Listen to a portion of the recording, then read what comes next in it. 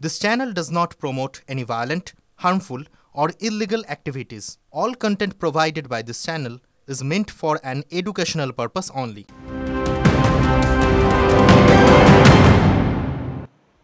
টিভি9 বাংলায় স্বাগত। আপনাদের সঙ্গে রয়েছে আমি শর্মিষ্ঠা। প্রথমেই কাটোয়ার দিকে নজর রাখতে হবে, কারণ রেল লাইনের পাশে নতুন আন্ডারপাস তৈরির সময় ধসের ঘটনা ঘটেছে এবং মাটি চাপা পড়ে মৃত্যু হয়েছে এক শ্রমিকের। বিস্তারিত জানাবেন আমার সহকর্মী কৌশিক, সঙ্গে রয়েছেন। কৌশিক, কিভাবে এই দুর্ঘটনাটি ঘটলো?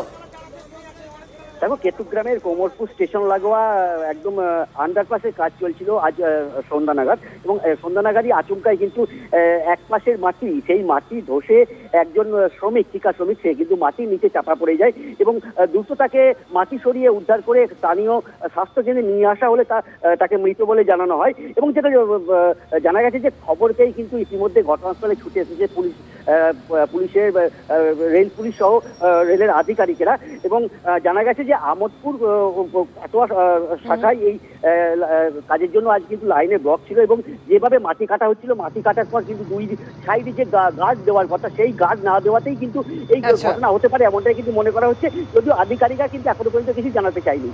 ধন্যবাদ কৌশিক। কুমারপুর স্টেশনে নতুন আন্ডারপাস হচ্ছে, তারপরে কি হলো?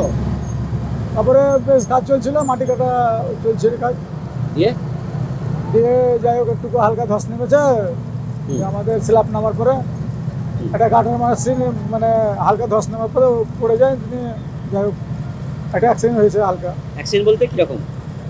ওই যা উপর থেকে একটু মাটি পড়ে গিয়ে স্লোপ হয়ে নেমে, বাকি সব আরো ওয়ার্কার ছিল, তাতে কেউরই কিছু হয়নি, একটা একটু হালকা ইনজিওর হয়েছে আর একটু একজন মৃত্যু হয়েছে।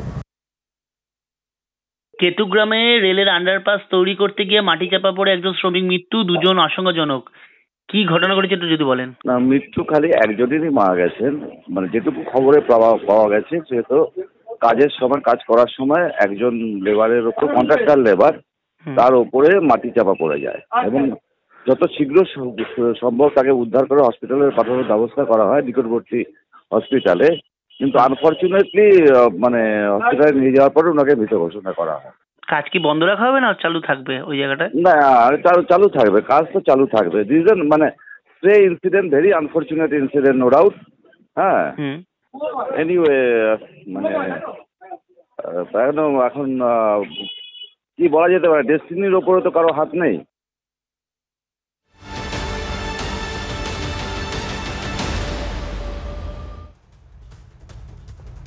জ্বলছে বাংলাদেশ, কিন্তু তারই মধ্যে লন্ডনের সভায় ভার্চুয়ালি বক্তব্য রাখলেন শেখ হাসিনা। ইউনূস প্রশাসনের তীব্র সমালোচনা হাসিনার গলায়। আওয়ামী লীগের একের পর এক দপ্তর ভাঙচুর, বাড়িঘরে আগুন ও সংখ্যালঘুদের উপর নির্যাতন নিয়ে সরব শেখ হাসিনা।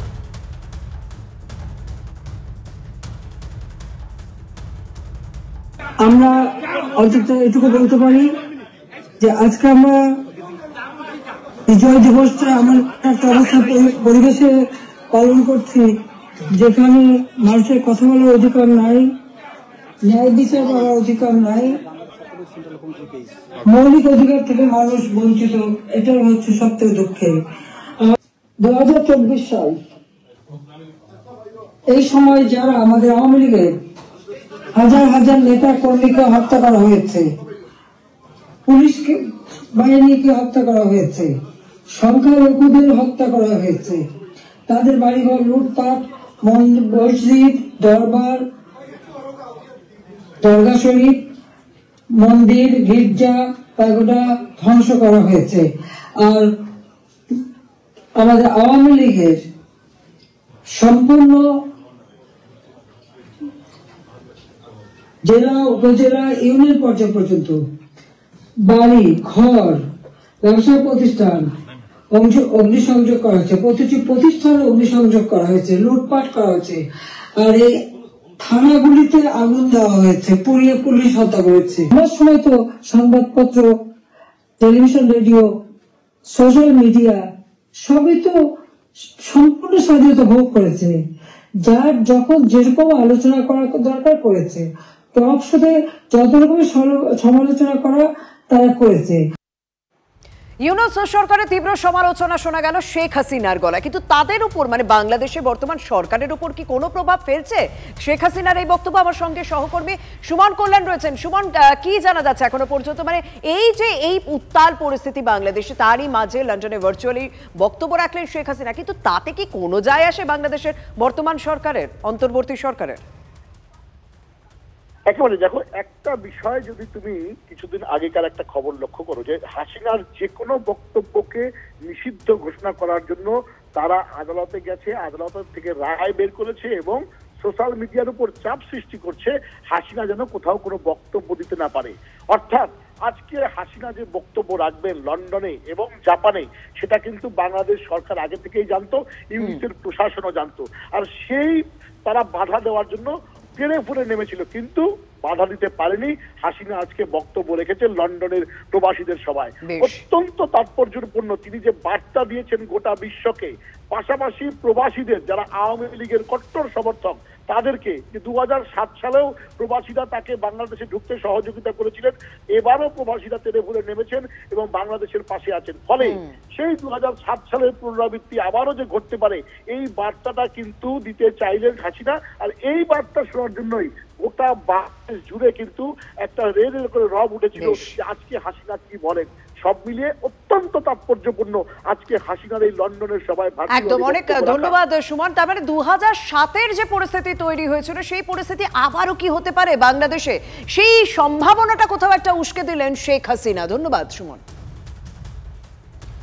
উত্তাল বাংলাদেশে অত্যাচারিত হিন্দু, ঢাকায় ভারত বিরোধী ষড়যন্ত্রে খোলাখুলি হুঙ্কার চলছে। ঠিক এই পরিস্থিতিতে কাল ঢাকা সফরে যাচ্ছেন ভারতীয় বিদেশ সচিব বিক্রম মিস্ত্রি।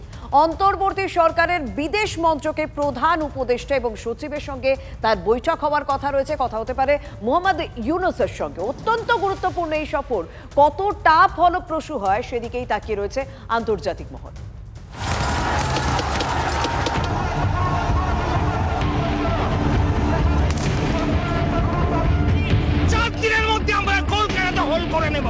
বাংলাদেশে সংখ্যালঘু হিন্দুদের ওপর লাগাতার দমনপীড়ন, ঢাকার রাজপথে ভারতের মানচিত্র বদলে দেওয়ার হুঙ্কার, ভারতীয় দূতাবাসের সামনে বিএনপির বিক্ষোভ, ভারত বাংলাদেশ সীমান্তে সন্দেহজনক গতিবিধি। ওপার বাংলার এই উত্তাল পরিস্থিতির মধ্যেই সোমবার ঢাকা সফরে যাচ্ছেন বিদেশ সচিব বিক্রম মিস্ত্রি। শেখ হাসিনার বাংলাদেশ ত্যাগ এবং মোহাম্মদ ইউনূসের নেতৃত্বে অন্তর্বর্তী সরকার গঠনের পর এই প্রথম ঢাকায় উচ্চ পর্যায়ের প্রতিনিধি পাঠাচ্ছে নয়াদিল্লি। সূত্রের খবর, এই সফরে বাংলাদেশের অন্তর্বর্তী সরকারের ডিফ্যাক্টো বিদেশমন্ত্রী মোহাম্মদ তৌহিদ হোসেন এবং সে দেশের বিদেশ সচিব মোহাম্মদ জাসিমউদ্দিনের সঙ্গে বৈঠক করবেন মিস্ত্রি। কথা হতে পারে অন্তর্বর্তী সরকারের প্রধান উপদেষ্টা মোহাম্মদ ইউনূসের সঙ্গেও। এরকম কিছু নয় যে বাংলাদেশে গিয়ে বাংলাদেশের একটা অবৈধ সরকারের সঙ্গে আমাদের সরকার এই মুহূর্তে বৈঠক করবে। তারা যদি মনে করেন তারা আসবেন, তারা কথা বলবেন। বাংলাদেশ যা ফরেন পলিসি চালাচ্ছে, মানে পাকিস্তানের থেকে একটা খারাপ ফরেন পলিসি ওরা চালাচ্ছে। তো আমার মনে হয় যে দুদেশের মধ্যে সম্পর্ক এই মুহূর্তে কিছু নেই।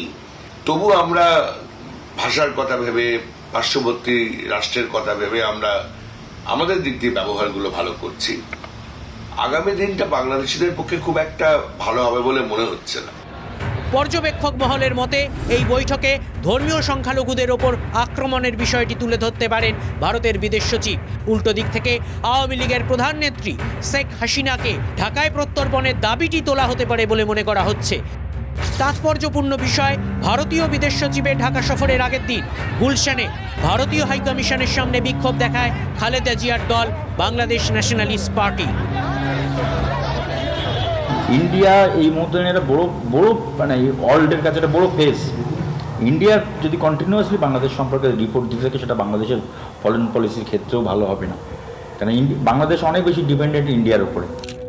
2017 সালে তৎকালীন বিদেশমন্ত্রী সুষমা স্বরাজ ঢাকা সফরে গিয়ে বলেছিলেন, প্রতিবেশী দেশকে অগ্রাধিকার দেওয়াটা মোদী সরকারের নীতি, আর অগ্রাধিকারের হিসেবে প্রতিবেশী দেশগুলির মধ্যে প্রথম হলো বাংলাদেশ।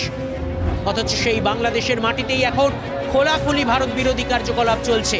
অত্যাচারিত হচ্ছেন সংখ্যালঘু হিন্দুরা, যা নিয়ে তীব্র আপত্তি জানিয়েছে ভারতের বিদেশ মন্ত্রক। আমার মনে হয় না যে বিএনপি খুব একটা এই আন্দোলনে বিএনপির খুব একটা লাভ উঠেছে। যা লাভ সেটা হচ্ছে একমাত্র জামাত ইসলামী উঠিয়েছে। বিএনপির সর্বোচ্চ নেতা এখন এই মুহূর্তে দাঁড়িয়ে বেগম জিয়া বেঁচে আছেন, কিন্তু তারেক জিয়া সব কিছু কন্ট্রোল করেন, তিনি কিন্তু দেশে ফিরতে পারছেন না। এবং বেগম জিয়া আগামী কিছুদিনের মধ্যে হয়তো লন্ডন যাবেন, হয়তো অসুস্থতার কারণে। তখন আমার আশঙ্কা হচ্ছে যে 2008 সালের যে তত্ত্বাবধায়ক সরকারের যে ফর্মুলা ছিল, এটা -2, দুই নেত্রীকে আউট করা পাওয়ার থেকে ইউনুসের ফর্মুলা, সেই ফর্মুলার দিকে হয়তো ইউনুস যেতেও পারে। তার জন্য কিন্তু বিএনপি বারবার কিন্তু তত্ত্বাবধায়ক সরকার বলছে আপনি ইলেকশন ঘোষণা করুন। 2007-08 সালে খালেদা জিয়ার সরকারের মেয়াদ শেষের পর ওপার বাংলায় জারি হয় জরুরি অবস্থা। বন্দী হন শেখ হাসিনা এবং খালেদা জিয়া। অনেকেই মনে করিয়ে দিচ্ছেন সেই সময় দুই দেশের প্রধান নেত্রীকে মুক্তি দিয়ে বাংলাদেশে অবাধ নির্বাচনের মাধ্যমে গণতন্ত্র পুনঃপ্রতিষ্ঠার জন্য দৌত্য করেছিল নয়াদিল্লি। প্রণব মুখোপাধ্যায় নিজে কথা বলেছিলেন তৎকালীন মার্কিন প্রেসিডেন্ট জর্জ বুশের সঙ্গে। অথচ সেই বাংলাদেশেই এখন ক্ষমতা দখলকে কেন্দ্র করে চরম নৈরাজ্য কায়েম হয়েছে। এই অবস্থায় ফের দিল্লির দূত যাচ্ছেন ঢাকায়। পরবর্তী পরিস্থিতি কি হয় সেটাই এখন দেখার বিষয়। Bureau report, TV9 Bangla. বাংলাদেশে হিন্দু সংখ্যালঘুদের উপর মৌলবাদী কট্টরপন্থীদের নির্মম অত্যাচার প্রতিবাদে উত্তাল এপার বাংলাও। এবার বঙ্গীয় হিন্দু মহামঞ্চের আবেদনের সাড়া দিয়ে বাংলাদেশি পর্যটকদের বয়কটের সিদ্ধান্ত। অনির্দিষ্টকালের জন্য বাংলাদেশে পর্যটকদের বয়কট শিলিগুড়ি হোটেলিয়ার্স ওয়েলফেয়ার অ্যাসোসিয়েশনের। সব রকম পরিষেবা দিতে নিষেধাজ্ঞা জারি করেছে হোটেল মালিকদের সংগঠন। পূর্ব মেদিনীপুরে তমলুকে সমবায় নির্বাচনে জিতল তৃণমূল। নন্দীগ্রামে দাপট বিজেপির। দীর্ঘ 15 বছর পরে তমলুক কোঅপারেটিভ এগ্রিকালচারাল ব্যাংকের নির্বাচন মিটল অশান্তির মধ্যে দিয়ে। পূর্ব মেদিনীপুরে 12টি ব্লকের মোট 12টি কেন্দ্রের মধ্যে 10টিতেই তৃণমূল জয় পায়। তবে শুভেন্দু অধিকারীগণ নন্দীগ্রামে 2টি আসনে গিয়েছে বিজেপির দখলে। সব মিলিয়ে তমলুক কোঅপারেটিভ এগ্রিকালচারাল ব্যাংকের মোট 69টি আসনের মধ্যে তৃণমূল জিতেছে 56টিতে, আর 13টি আসনে জয়ী বিজেপি। 2011-এর আগে যখন মমতা বন্দ্যোপাধ্যায় লড়াই করছেন বাংলা থেকে সেই দুঃশাসনের রাজত্বকে অবসান ঘটানোর জন্যে, তখন কি ভোট হতো? 2011-র পর থেকেই কিন্তু সমবায়ের নির্বাচনগুলি স্বচ্ছতার সঙ্গে আজও হচ্ছে। তার একটি প্রধান প্রমাণ আজকের কার্ড ব্যাংকের নির্বাচন। এবং এই কার্ড ব্যাংকের নির্বাচনে আমরা প্রায় 55টির বেশি আসন 60টির মধ্যে আমরা পেয়েছি, আর 2-1টি রেজাল্ট আসতে বাকি আছে।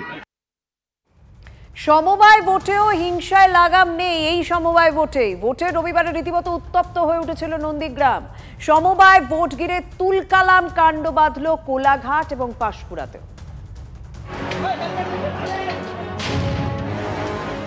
সমবায় ভোটেও নন্দীগ্রামে বারুদের ধোঁয়া, বোমাবাজি, লাঠালাঠি, কিছুই বাদ গেল না।